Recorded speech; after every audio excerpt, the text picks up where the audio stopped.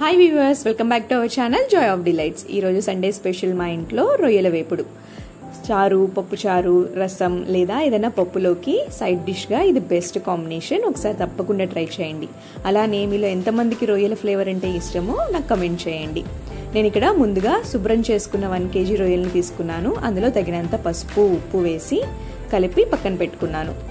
మసాలా కోసం ఇప్పుడు ఒక జార్ తీసుకుని అందులో అల్లం, వెల్లుల్లి వేసుకున్నాను. ఇప్పుడు అందులోనే 1/2 టీ స్పూన్ వరకు మిరియాలు, 2 ఇంచుల దాల్చీని, 2 యాలకులు, 4 లవంగాలు, 1 టేబుల్ స్పూన్ వరకు ధనియాలు, 1/2 టేబుల్ స్పూన్ సోంపు వేసుకుని గ్రైండ్ చేసి పెట్టుకోండి. ఇప్పుడు ఒక పెద్ద కడాయి తీసుకుని 3 టేబుల్ స్పూన్ల ఆయిల్ వేసి 2 పెద్ద ఉల్లిపాయల తరుగును వేసి ఆనియన్స్ లైట్ బ్రౌన్ వచ్చేంత వరకు కదుపుతూ ఫ్రై చేయండి.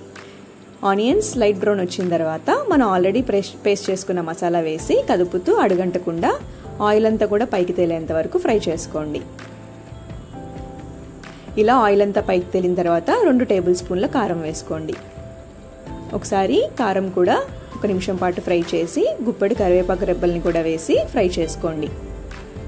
ఇప్పుడు అందులోకి మనం మ్యారినేట్ చేసి పెట్టుకున్న రొయ్యల్ని కూడా వేసి బాగా కలపండి. సో ఒక 5 నిమిషాల వరకు మనం ఫ్రై చేస్తే ఇలా నీరు వదులుతుంది రొయ్యల్లో నుండి. సో ఆ నీరంతా ఇంకిపోయి కర్రీ అంతా కూడా దగ్గరికి పడిన తర్వాత పచ్చిమిరపకాయలని వేసుకుని కస్తూరి మేతిని కూడా నలిపి వేసుకోండి. సో ఈ స్టేజ్లో పచ్చిమిరపకాయలు వేస్తే స్మోకీ ఫ్లేవర్తో చాలా బాగుంటుంది. రొయ్యల ఫ్రై కాదు, చికెన్ ఫ్రై అయినా మటన్ ఫ్రై అయినా ఒకసారి ఇలా ట్రై చేయండి. ఇప్పుడు మూత పెట్టి నూనె అంతా పైకి వచ్చే వరకు మధ్య మధ్యలో కలుపుకుంటూ మీడియం ఫ్లేమ్లో ఫ్రై చేసుకోండి. అంతే. నూనెంతా పైకి వచ్చిన తర్వాత కొత్తిమీర వేసుకుని దింపుకోవడమే. ఏ రసమైనా పప్పు అయినా అన్నిట్లోకి బెస్ట్ కాంబినేషన్. ఒకసారి తప్పకుండా ట్రై చేయండి.